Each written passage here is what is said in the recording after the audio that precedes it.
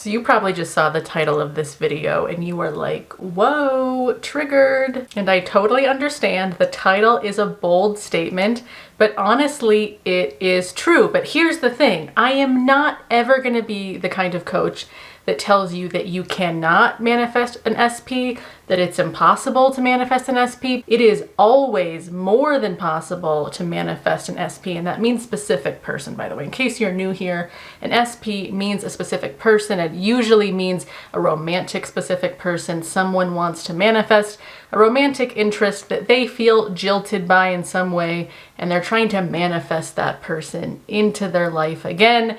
That's what manifesting an SP is. So the title of this video is pointing to a lot of people, even though it's very, very possible to manifest a specific person, a lot of people are doing it from a wound, from an attachment wound, from trauma even. And so the reason I'm making this video is not because I want to tell you, oh, you can't do that, that's just your trauma. I'm making this video because I do want you to succeed in manifesting your SP, and I want you to get even more clear on what's not working. Like in this video, my goal is to tell you some of the signs, some of the symptoms of what it's like to be manifesting from your wound, from your attachment wound, and explain why it's never gonna work if you keep manifesting from that state. I want you to be successful. I want you to see all of this differently. I want you to see all of this correctly.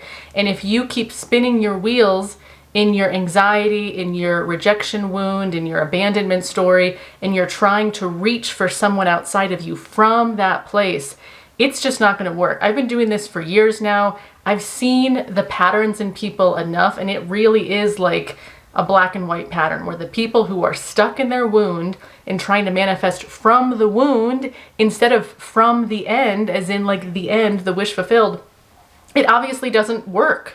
And it looks like, oh, manifesting an SP must not work. It definitely does, but it doesn't work when you're manifesting from the wrong state. So anyway, I had to start this video to clarify what we're going to talk about today so that you see things clearly and you get some guidance and some light on how to get out of this. But before we go further, I will introduce myself. My name is Genevieve.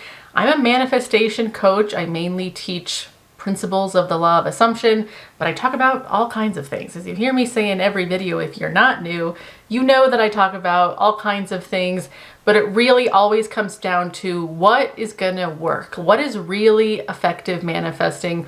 What more in-depth knowledge do you need that's gonna help you to actually like manifest correctly? That's my goal here as a manifestation coach. And so if you like me, if you like my style of teaching and coaching, there are links below for all of the ways that you can work with me. I've got some amazing courses down below that you can just click, start them right now if you want to. I've also got coaching. If you want to do a live session with me, you can book that down below. I've also got different parts of this channel, like different tiers you can join where there's different benefits and stuff. So there's all kinds of ways to work with me deeper. So check that out. So now let's get into manifesting an SP from trauma. So as I said before, manifesting a specific person is more than possible. And I want to start this video by reminding you that you can manifest everyone in your life. Like everyone in your life is a specific person that you can manifest. But often people get so like fixated on the romantic SP that they kind of forget that like, oh yeah, of course it's possible to manifest everyone in my life because that's what I'm always doing all the time. All of my relationships with every single person in my life is one that I am actively manifesting. When we're manifesting people, we're choosing a dynamic that exists between me and that person. And when you make it that simple, it's like, okay, so what is the dynamic that I want to choose between me and my romantic SP? But here's the thing, a lot of people who are manifesting romantic specific people, they get really stuck in their attachment wounds when they're trying to change this dynamic. And there are a lot of different versions and flavors of attachment wounds and trauma. And I'm not going to get into like the technicals of all that. Like we're not going to talk about if you're avoidant or anxious or whatever. I'm just going to talk about what I see as the common signs and symptoms and the way it affects people so that you can identify if this is happening within you And then we're going to talk about like, what are we going to do to fix this? But first, let me clarify what I mean when I say, are you manifesting from the wound or are you manifesting from the end? Because if you've been in the manifestation community for a while, you hear us coaches or internet people, like who knows who we are, honestly, but you hear us say things like, oh, you must live in the end. You must live from the end. You must think from the end to manifest your desire. And that is absolutely true. This living from the end thing comes from Neville Goddard. And what it's saying is that when you're internally thinking from that state of ease and relief and security and confidence, and kind of almost like this isn't even that big of a deal because I'm already in the solution. It's like when you're living from the end, you're living and thinking from the solution. And the solution is everything is good between me and that person. Everything is good within me. Like, I'm not unsafe right now. I'm pretty happy right now. I'm confident, and I can extend that sense of confidence to this person that I am manifesting, aka changing my dynamic with. I can extend that to them, and also I am not dependent upon them, because here is the difference between living from the end in terms of the end of like, yeah, there's nothing, no problem here, like everything's good, there's nothing but love and awesomeness here, versus living from the wound. The wound feels like that person is my savior. For a lot of people, that's how they see their SP. They probably wouldn't admit that out loud, but they see their SP as like, they are my other half. This is also why I see a lot of people get really caught up in like the twin flame stuff. And I'm just going to say, in my own experience, the twin flame construct, I think, is something that humans made up to make sense of the intense connections that they feel. Like, we have no way to make sense of, I feel this intense, almost obsessive connection to this person. Oh, the twin flame thing, that makes sense. I can just kind of paste that over. But the reason I say that that's kind of, it's a human construct as opposed to like a real spiritual thing, is because I come from the teachings of non-duality, where we are all one. And if we are all one, then I am your twin flame. The guy next to you on the bus is your twin flame. You are not more one with one person than you are with another. And this is also why manifesting works, because we are all one consciousness. All of us are coming from the same one consciousness. And that's why people change when you change, because when you change, you are connected to the one. And everyone else has no free will, as you hear us say, no free will, but to respond to the change that you've made, because it's all one system. So when one part of the system, aka you, changes, everything else in the system changes as well in response according to the change that you have made. So anyway, I hope this makes sense. When it comes to this twin flame thing where it's like, oh, well, your twin flame, that's your soul or whatever. It's like, well, everyone and everything is your soul. That tree outside your window, you are one with that tree. Even like the cars on the street, like all things that exist within reality and exist within consciousness, we are one with. So you can't be like, oh yeah, I'm one with the trees, but I'm extra one with my twin flame. Anyway, I hope that makes sense. I do totally understand and believe in, know, that there are some people that we just feel extra strong connections with. Like, that's why you have an SP in the first place, because you see hundreds of people every day maybe, but you don't get that same sense of connection from those hundreds of people. You only get it from that one SP. And part of that, honestly, could be your attachment wound being activated, but part of it is also because there often is some sort of a spiritual connection between you and that person. But to say that it must be a twin flame and that that's your soul or whatever, that I don't fully buy. Anyway, that was a tangent because that's not really what this video is about, but I'm bringing up the twin flame thing because a lot of my clients that I've worked with that struggle the most with being in wounded attachment and trying to manifest from wounded attachment, they are also clients who are really overly identifying to the twin flame thing. And so in my mind, I'm like, oh, I'm seeing a pattern. People that are over applying twin flame stuff to their SP, they tend to be struggling more. They tend to be kind of operating from the attachment wound and kind of agreeing to all of the weird twin flame stuff out there that like, oh, they're supposed to trigger you and they're triggering your healing and your like ascension or what, like stuff that it's like, let's just not make this complicated. Can we just make people normal? Like when you love someone, great, just love them. You don't need to add in all this extra human construct stuff about like suffering, because when you take that on, you're injecting that into your connection. The only reason you feel like a resonance with the twin flame thing is because you are agreeing, yep, that's true. There is suffering here and I've got to learn my lessons and they've got to learn theirs and we've got to, that's a runner and a chaser and I'm the runner or whatever. Like when you are claiming that you are the runner in the twin flame thing, well, you're always right because you're the operant power. So you're creating that. Whatever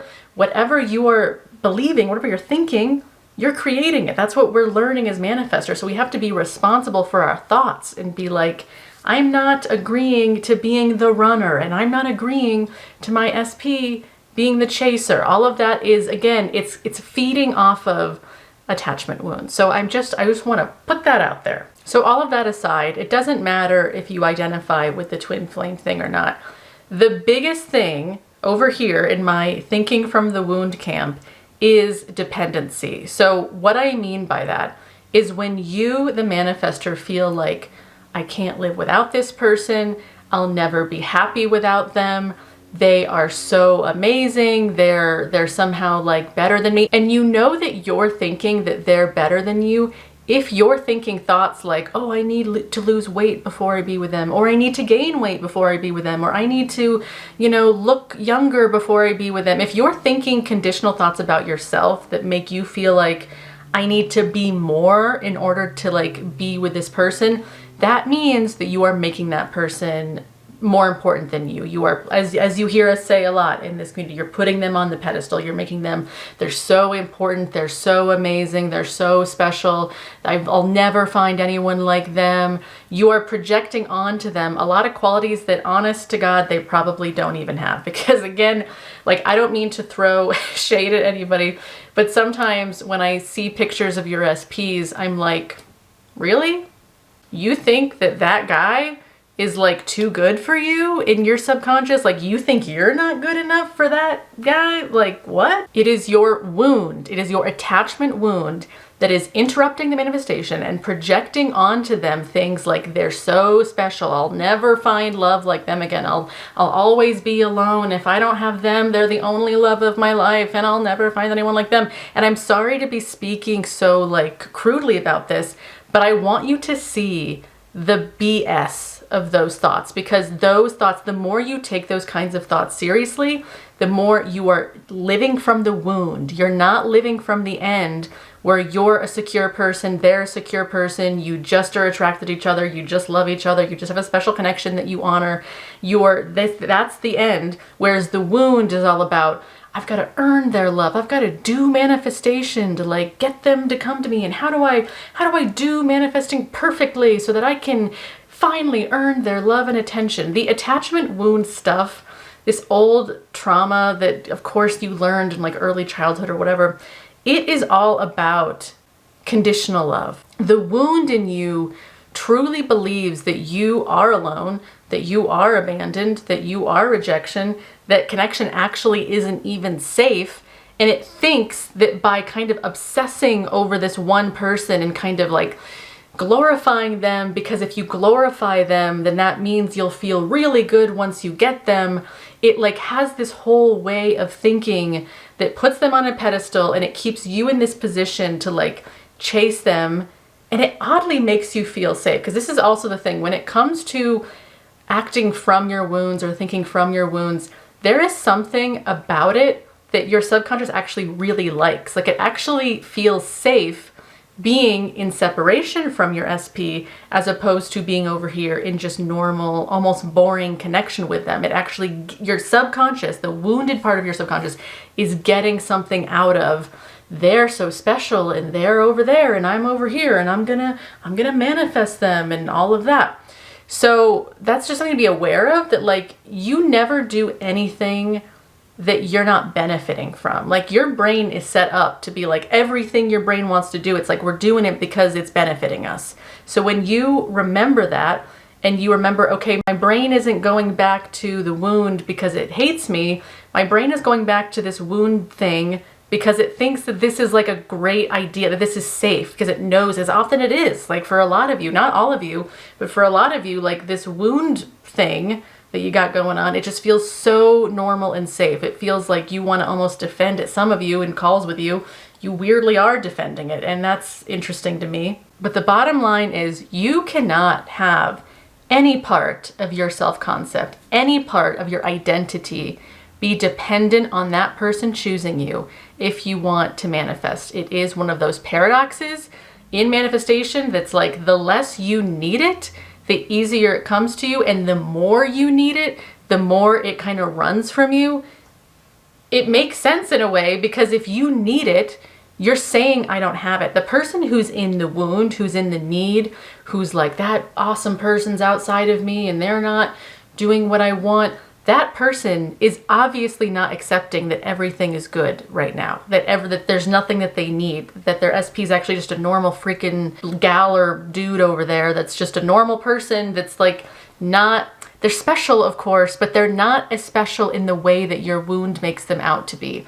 Like, they're just not. And when you continue to glorify them and feel dependent on them, and you say things to yourself like, I'll never meet anyone like them, and they're my only love in this lifetime. Like, I get that it sounds like weirdly romantic to say that, but you're actually keeping both of you stuck. And not only that, but you're actually objectifying your SP. Whenever you feel dependent upon a person or an object, I guess, like it doesn't matter. Whenever you feel dependent on anything outside of you, and it's kind of like, I need that thing for my security. I need that person to physically knock on my door and love me for me to feel secure. When you're being that person, you are objectifying that other person. You're saying that other person is responsible for my love. I need them to be doing certain actions for me to feel okay, and they're not doing those actions yet, and therefore I think I'm manifesting wrong, and blah, blah, blah, all of that. But that is a form of objectifying them when it's all about they need to do this for me to feel okay.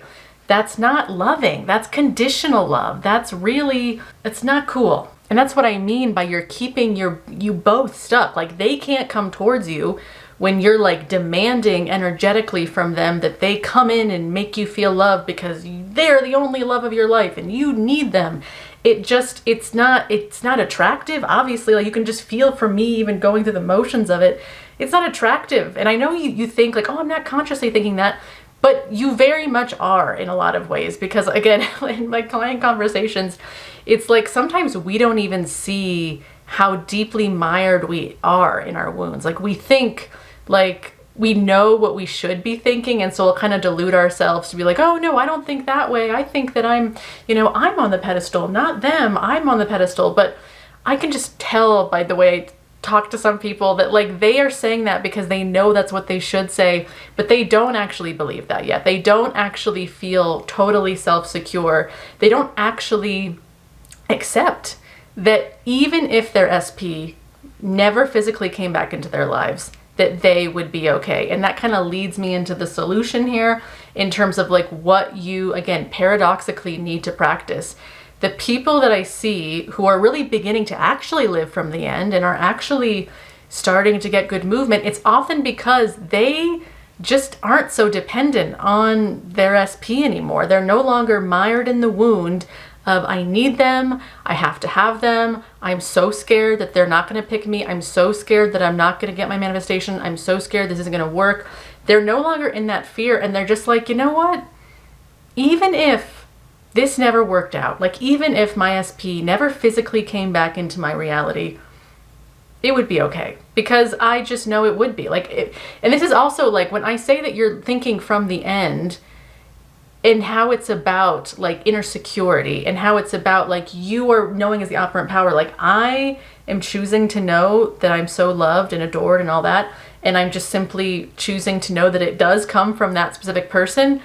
It's like, I want you to learn, and it does take take time to practice it, but I want you to learn the balance between knowing that internally that your SP does love you but not needing it in the 3D, because dependency is really all about the 3D. So when we say that you do need to be detached, you do need to let go of your like crazy dependency on this person loving you, that's really about in the 3D. In the 3D, you have to let go of the physical, like I physically need them to come in and prove to me that I'm loved. I physically need that text on my phone that proves to me that this is working. You need to let that go. And all of that kind of thinking, all of those thoughts, all of that anxiety, all of that is coming from the wound. So honestly, like the best way to know, am I manifesting from the wound right now or am I manifesting from the end right now, is the wound always feels anxious. It always feels like things need to be urgent. The wound honestly feels like it doubts, but it doubts in like a very like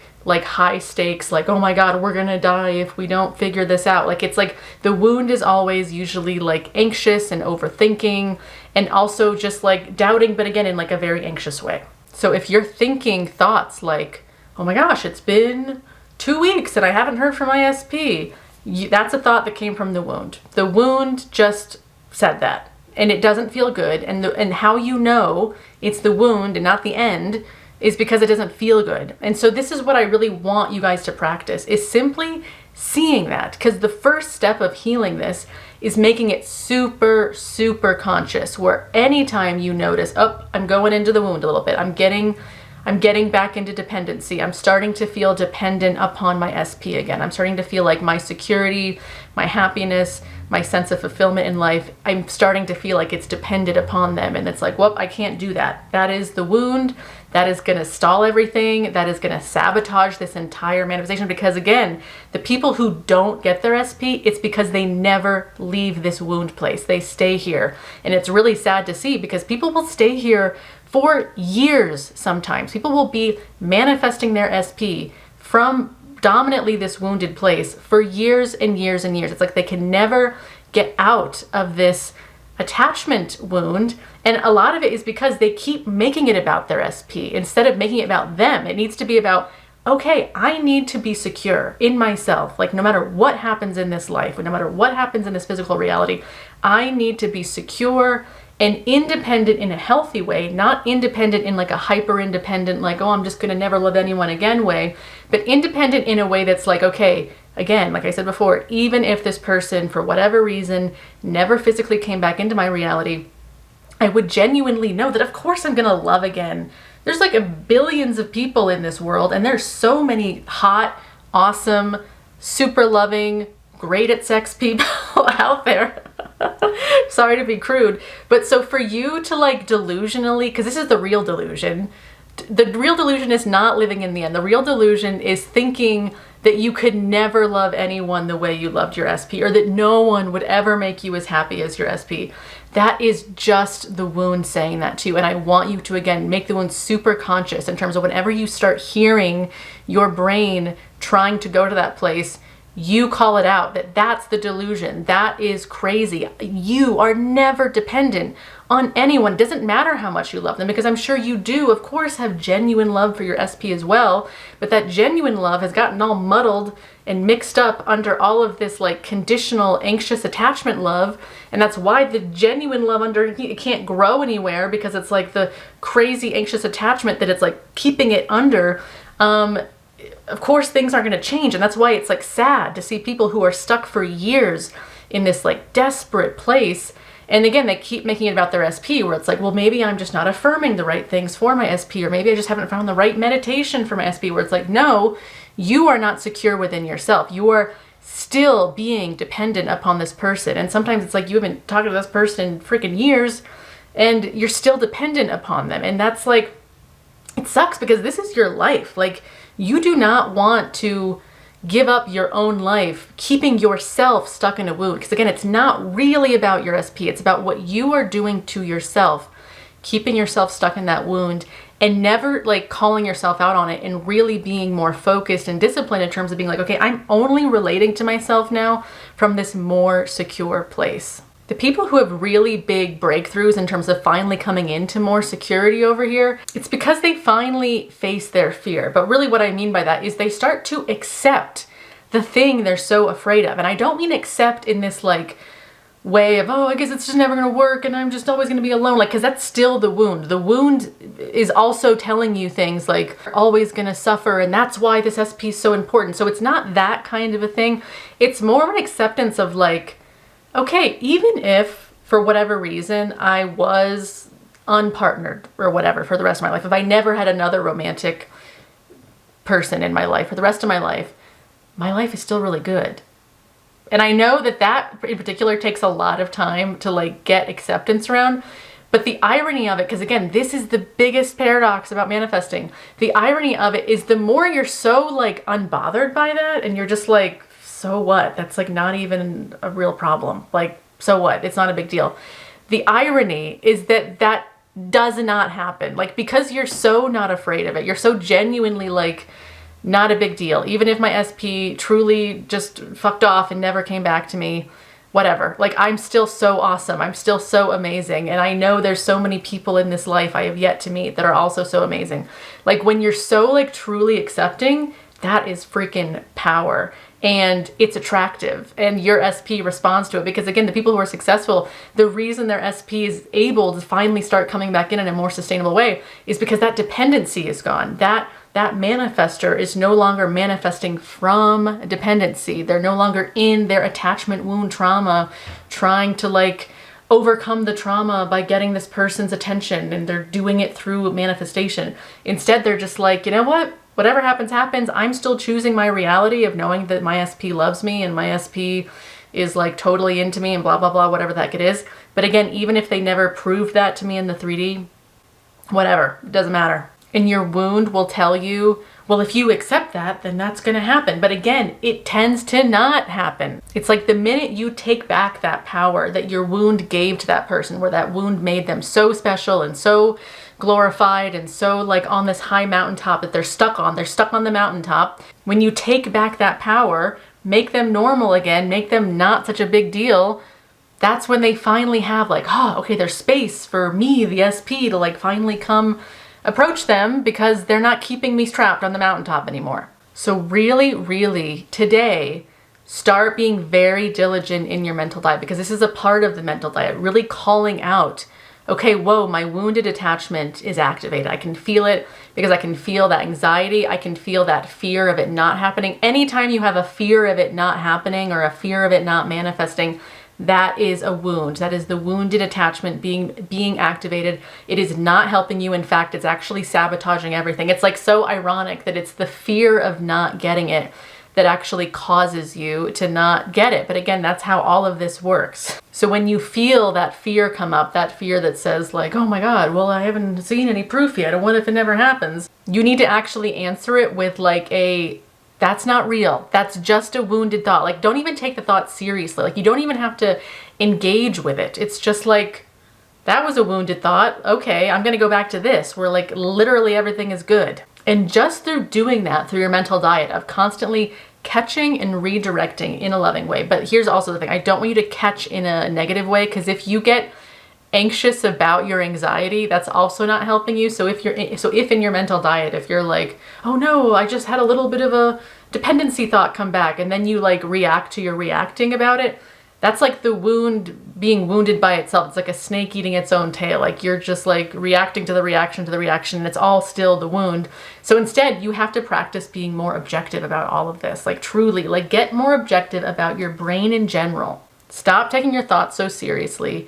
Just see it for what it is. Like, that's a crazy thought. And then go back to, this is what I enjoy. This is what I prefer over here. This is what is secure. I'm not dependent on freaking anything. The reason your manifestations come in easily is because you just easily accept them, and you're not dependent on them physically to make you feel okay. That's what master manifestors are doing. They're not dependent on anything. It's like this weird, again, paradoxical irony that the people who have everything, they have everything because they're willing to lose it all. Really take that in and digest it. The people who are willing to lose something actually get that thing easier. And the people who are not willing to lose something, where they're desperately afraid of losing something, they don't get it. They mess it up. They fumble the ball on that because they're so afraid of that. So anyway, this video has been super long. I went on like a lot of different random rants, but I know this was helpful to you.